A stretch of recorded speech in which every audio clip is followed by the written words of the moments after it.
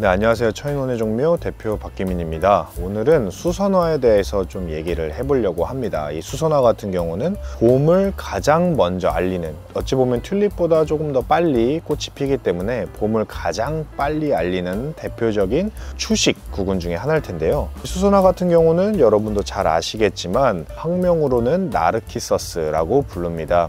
여러분 나르키서스 하면 떠오르는 이야기가 있으실 텐데, 그리스 로마 신화에서 나르키소스라는 청년이 물가에 비친 자신의 모습을 보고 사랑에 빠져서 그 자리에서 그대로 굳어버리는, 그 이후에 나르키소스라는 청년이 굳은 자리에서 이 수선화 꽃이 피어났다고 해서 나르키소스라고 불리기도 하고, 국내에서는 제주지방, 일부 남부지방에서는 눈이 올 때 꽃이 핀다고 해서 설중화라고도 불리는 그런 꽃이라고 보시면 됩니다. 이미 전 세계적으로나 아니면 우리나라에서도 오랜 기간 동안 사랑을 받아온 그런 대표적인 봄꽃 중에 하나라고 생각을 하시면 되는데, 생각보다 튤립이나 이런 것들에 대해서는 워낙 많이 이제 공원에도 조성이 되고 일반 소비자분들도 많이 구매를 해서 심으시기 때문에 어느 정도 정보가 있는 상태라면 수선화는 여러분들이 아시는 인지도에 비해서는 상대적으로 정보가 떨어진다라는 측면이 있어서 오늘은 이 수선화에 대해서 조금 자세하게 알아보는 시간을 갖도록 하겠습니다.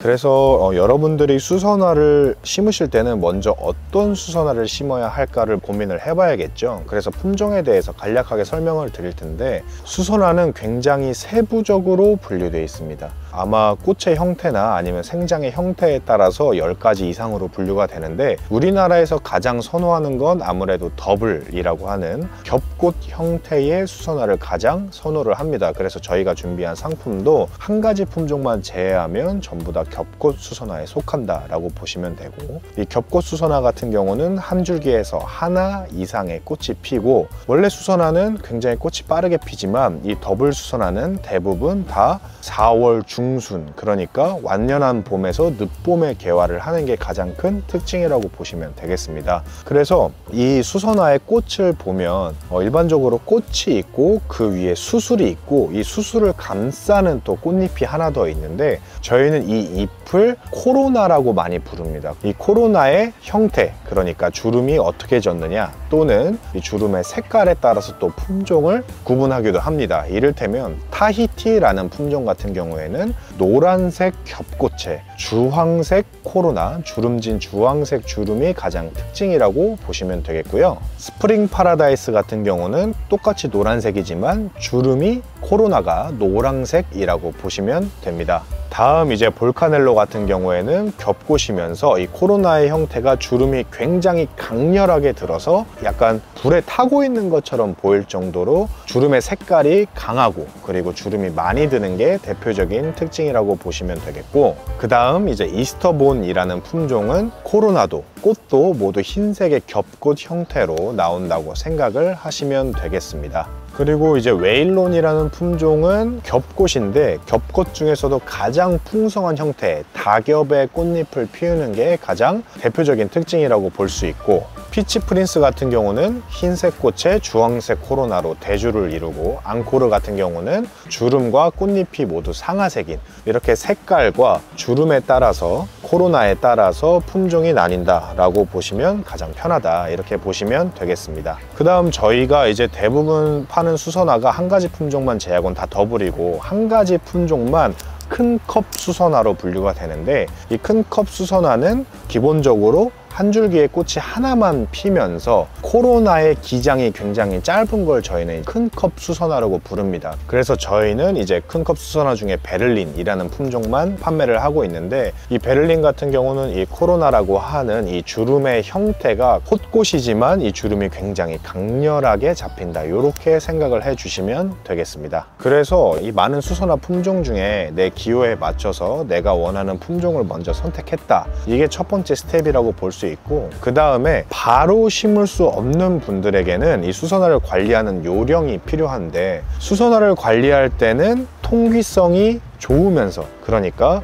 공기가 잘 통하면서 서늘하고 건조한 곳에 보관하는 게 가장 큰 핵심입니다. 저희도 지금 수선화를 판매할 때 이렇게 일반적인 박스가 아니라 구멍이 많이 뚫린 박스를 이용하는 이유가 차단된 박스를 이용하게 되면 습이 올라가면서 이 구근들이 무를 수 있기 때문이거든요. 그러니까 여러분도 바로 심을 수 없다라고 하시면 이렇게 통기가 잘 되고 서늘하고 건조한 곳에 보관하는 것이 꼭 필요하다라고 생각을 해주시면 되겠고요. 기본적으로 수선화는 햇빛이 잘 들고 배수가 잘 되는, 그러니까 일반적인 식물들과 유사하게 토양에서 제대로 된 성장을 할 수 있다. 하지만 배수가 조금 미진한 토양에서도 수선화는 사실 잘 자라지만 굳이 최선의 환경을 꼽는다면 배수가 잘 되는 토양이 우선이다. 이렇게 참고를 하시면 되고, 그리고 심으실 때 대부분의 수선화들은 노란 꽃이나 흰 꽃이 굉장히 밝게 발현이 되는데, 그래서 수선화를 배치를 할 때는 수선화는 기본적으로 키가 많이 크는 품종들이 많이 없기 때문에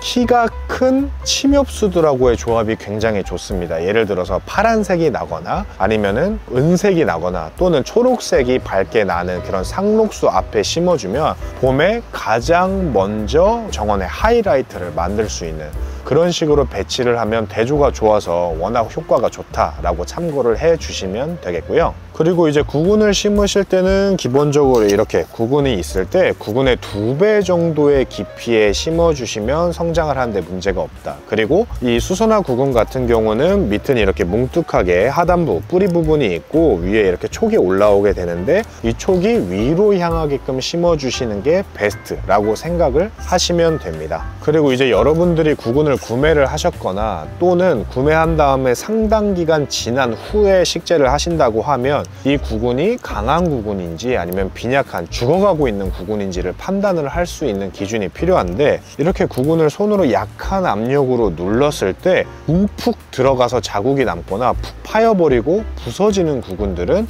심어봤자 큰 효과를 보기 어렵습니다. 그러니까 심어도 꽃이 안 피거나 아니면 죽을 확률이 높다는 거니까, 만약에 여러분들이 구매하신 직후에 수선화가 무른다고 하면 그럴 경우에는 당연히 구매사에 요청을 하셔야 되고, 여러분들이 구매를 하셨다가 오랜 기간 방치를 했는데 이렇게 물렀다 하시는 경우에는 폐기를 하시는 게 훨씬 더 좋은 방법이라고 보이니까, 일단은 사자마자 식재 계획을 뚜렷하게 잡고 그 시기에 맞춰서 구근을 구매를 하시는 게, 또는 구근을 수령하시는 게 가장 좋은 방법이고, 만약에 이제 보관을 하셔야 된다면 제가 아까 말씀드렸던 것처럼 꼭 서늘하고 건조한 환경에 두셔야 이렇게 구근이 무르는 걸 방지를 할 수 있다라고 생각을 해주시면 되겠습니다. 네, 이후에는 이제 수선화를 심고 물을 푹 준 다음에 바크, 나무 조각 같은 걸로 이제 가볍게 멀칭을 해주는 정도가 수선화를 심는 스텝이라고 볼 수 있는데, 제가 지금 말씀드리는 것처럼 수선화는 심기 그렇게 어려운 품종이 아닙니다. 키우기도 그렇게 어려운 품종이 아니어서 처음에 구근을 받아서 구근 상태를 잘 체크하고, 심을 때 또 구근 상태를 잘 체크하고, 그리고 구근의 이 심는 방향을 잘 설정을 하고 토양만 잘 고르셔서 식재를 한다면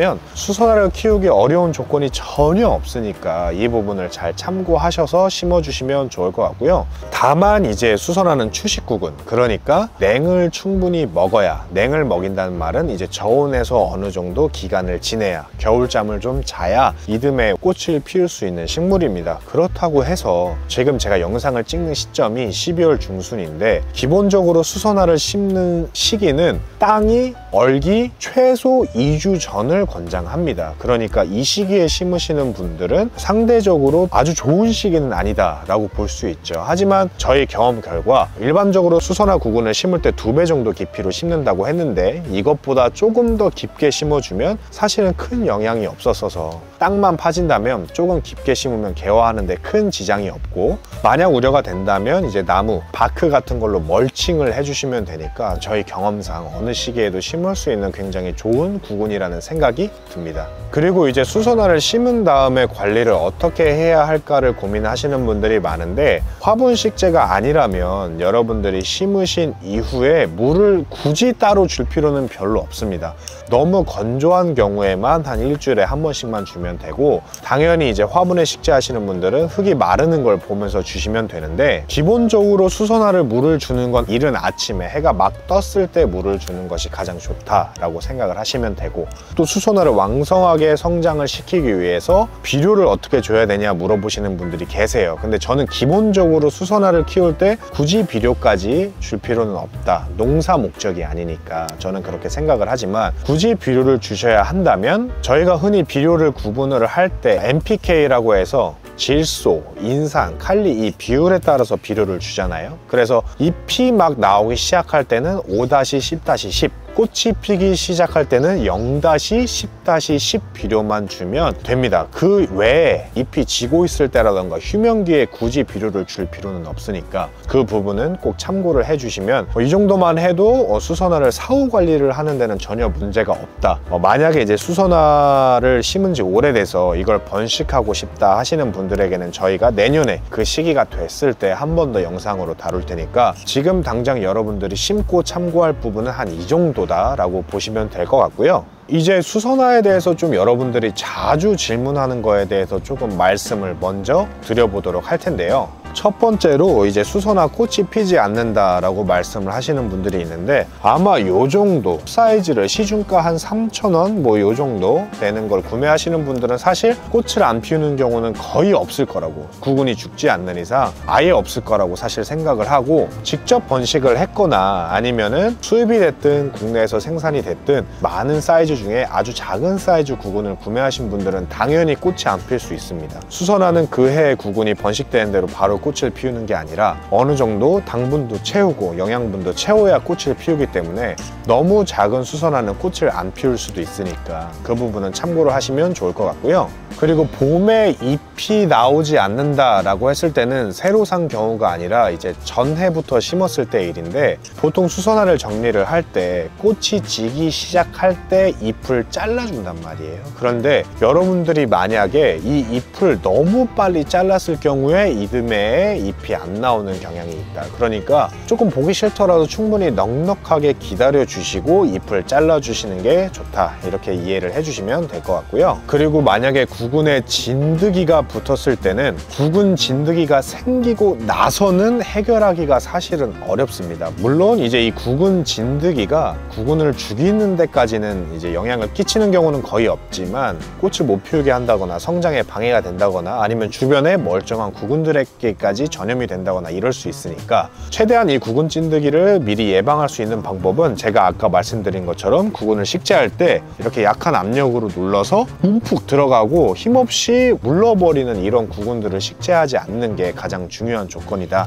라고 생각을 해 주시면 되겠습니다. 그리고 이제 구근파리 같은 경우는 여러분들이 심으실 때 멀칭만 해줘도 굉장히 많이 예방을 할 수 있습니다. 80% 이상 예방을 할 수 있으니까 심고 나서 멀칭을 해준다, 이렇게 하면 구근파리는 어느 정도 예방을 할 수 있다, 이렇게 생각을 해주시면 될 것 같고요. 그리고 이제 마지막으로 이제 꼭 당부를 드리고 싶은 건, 만약에 정원에서 애완동물을 기르시는 경우에, 물론 이제 이 애완동물들이 구근을 뭐 파먹고 이런 경우 많지는 않지만 덜어 있습니다. 그런데 이 수선화 같은 경우는 사람 몸에도 유해하고 식용을 했을 때 강아지나 고양이한테도 유해하기 때문에 최대한 애완동물이 먹지 않게끔 이렇게 해주시는 게 중요하다, 이렇게 생각을 해주시면 되겠습니다. 네, 이렇게 해서 간략하게 하지만 필요한 요점들은 좀 정리를 해서 수선화에 대해서 설명을 해드렸고, 수선화 같은 경우는 사실 판매를 할 때 대부분 다 수입에서 의존을 하고 있습니다. 이 구근 원재료 자체를. 그런데 이 구근의 검역 절차가 굉장히 까다로워서 여러분들에게 갈수록 공급량이 사실은 줄어들고 있는 대표적인 구근류 중에 하나입니다. 튤립과는 좀 다르죠. 튤립 같은 경우는 올해 유독 이제 작황이 안 좋았지만 사실은 매년 고르게 공급이 되는 편인데, 수선화는 매년 줄어들고 있어요. 왜냐하면 수입처에서도 이제 검역에 대한 폐기 부담감 때문에 수입하기를 조금 겁내하는 것도 있고, 그렇다 보니까 상대적으로 단가가 올라가는 측면도 있는데, 여러분들이 이 수선화 같은 경우는 튤립과는 또 다른, 빨리 봄을 알리기도 하고 또 튤립과는 화형이 다르기 때문에 또 향도 좋고 해서